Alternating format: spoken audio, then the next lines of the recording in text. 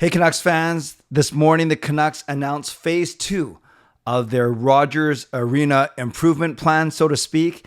Going to go through some of the details right now. Phase 2 highlighted by a new massive immersive scoreboard. So let's get into it. They announced it like this on Twitter and on Instagram and Facebook. It said Canucks Sports and Entertainment unveil an impressive package of improvements for Rogers Arena that will enhance the experience for fans and make Rogers Arena one of the most digitally advanced facilities of its kind. And it's kind of cool that they're doing this.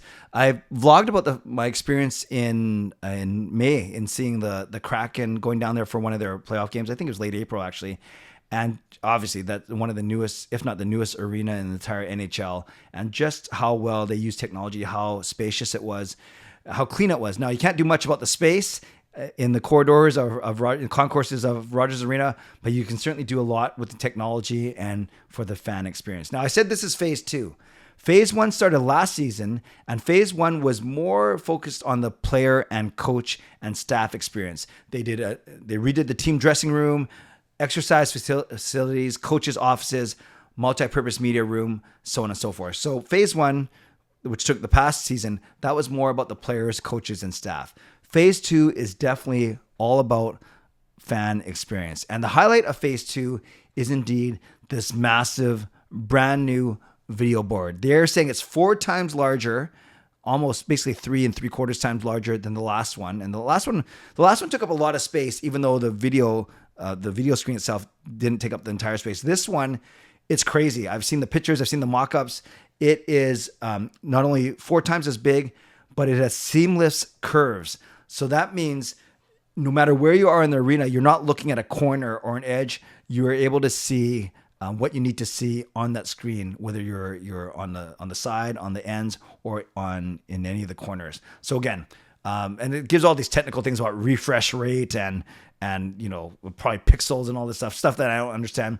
All I know is I want to be able to look at it, read it, see it, not have any black spots as bulbs are burnt out. So I can't wait to see the size of it. I saw a picture of it from a friend from the Sam Smith concert, and it indeed looks massive. So 4 times as big, seamless curve. Also, along the outskirts of the arena, or on the inside, but around the arena, you remember that digital board that kind of sits between the balcony, the 300 level, and the lower level, the 100 level? Well, apparently that is going to be brand new. They're calling it a video ring beam. It's going to deliver information, messages, animations. So that's pretty cool to use that even more. And then apparently in the concourse, 64 new digital screens above every single bowl entrance. So those will be obviously synced, give you the info, the video, the animation that you need. Also, so when you're sitting out there waiting for either a stoppage and play to get to your seat, you could actually be watching something or being entertained with something as well. Then they also said in the press release, on ice level, the boards, the glass, the dashers, the penalty boxes, and the benches will all be replaced. So maybe that's a smaller thing compared to the ring beam, the video, and the big screen, but at least maybe that will be something that people will notice as well. So all of that is what you'll see when you're sitting there, what you experience when you're sitting there watching the action on the ice, or more appropriately looking up at the big video board or on the big video ring beam around the arena.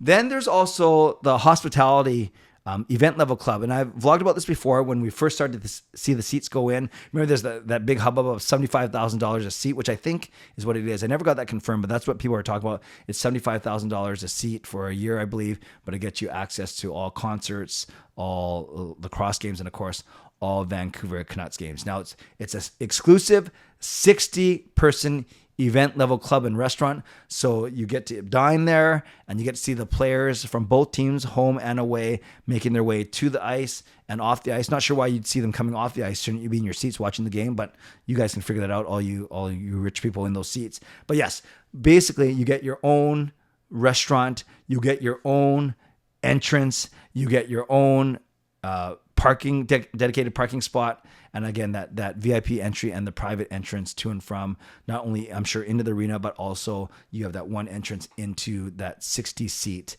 section. So we talked about that already a few months ago when they were starting to put in those black seats. But that's obviously for people who want to spend a lot, but who have almost an exclusive access to the team and to the players. So remember, part 1 was, like I said, designed for player, coach, staff experience. Part 2 is phase 2, I should say, not part 2. Phase 1 was for coach, player, and staff. Phase 2 is more about fan, especially about being stimulated that way. The big giant video board, the big video ring that's going around the outside, like I said, the ring beam, I got to get that right. And then, of course, they talked about the dashers, the glass, the boards, and the penalty boxes, and so on and so forth. So that's phase 2. And, of course, the 60-seat VIP area. Phase 3 will start next summer. So each of these phases seems to last about a year. Phase 3, they say, beginning summer 2024, will include the replacement of all seats in the upper and lower bowl and the redesign of the North Plaza entry. We won't worry so much about the entry because not everyone will use that entry, but everyone is going to have to sit in a seat to watch a game. So I think the most highly talked about aspect of the Rogers Arena experience, even more than the video ring beam, even more than the screen, even more than a dedicated restaurant or parking or even food. Everyone seems to talk about the seats. So it sounds like they will probably do that. Well, no, it doesn't sound like it. It looks like they're going to do that starting next summer in time for the 2025-2026 season. So we're likely, no, they might be ready for next season, actually, to be how quickly they can do that. So maybe, I was wrong. Maybe they'll have that ready as early as next season, 2024, 2025. Likely, hopefully a cushier, more comfortable seat that has a cup holder attached to it, either next to it or on the back of the seat in front of you. Regardless, Canucks fans, what I want to know, we knew a lot this was coming. We certainly knew about that 60-seat VIP area, even though I don't know if any of us can afford that unless we pull our money together. We definitely knew about the scoreboard. And then we heard rumors definitely about the ring beam and the other stuff as well. But most importantly, the scoreboard was the biggest one, and then the seats. So knowing what you know now, phase 2, we will see experience in the next couple months. Phase 3, the seats experience in a year and a couple months. How important are these things to you? Like when you go to the game, do you kind of block all that kind of things out and all you want to see is an entertaining game and all you want to see is the Canucks win? Or everything from the food to the parking, especially what we're talking about today, the video board, the animations, basically the whole multimedia experience. How important is that to you in watching a Vancouver Canucks game? And realistically, you could say if the Canucks aren't playing well, that's one thing that could actually save the experience. And you might say, well, if the Canucks are playing well, you really don't pay much attention. It enhances the experience, but it certainly is not a make or break deal. Let me know. And you don't have to talk about the 60-seat VIP if that's not relevant to you. It's not relevant to me. But maybe talk about the scoreboard, the ring beam, those type of things. How much of those things make a difference to you in your viewing experience? And will it make a difference to you when it comes to deciding whether or not to buy a ticket to go to a game this year? Might you go just to check out all of these new amenities? Let me know in the comment section. I would love to know your feedback. As a season ticket member, I'm going to experience them anyways. I don't go for those kind of things, but they certainly, for me, as someone who's been going for 12 years now, they do enhance my game experience without a shadow of a doubt. Shout out to my sponsors, Van City Experts Real Estate, Perform and Transform, Personal Training, Weight Loss.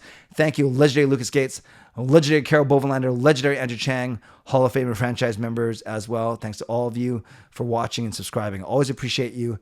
Never take you for granted. So on your way out, subscribe, like the video, become a member, upgrade your membership, or leave a donation. Always appreciated. And put in the comments below, do any of these things make a difference for you and in your desire to go see a Canucks game live? Stay safe. Oh, no. And don't forget, I'm streaming tonight, 10:30 p.m. Hope you join me right here on my YouTube channel. Stay safe, stay healthy, take care of yourselves, and take care of each other. Have a great day. God bless, and go Canucks go.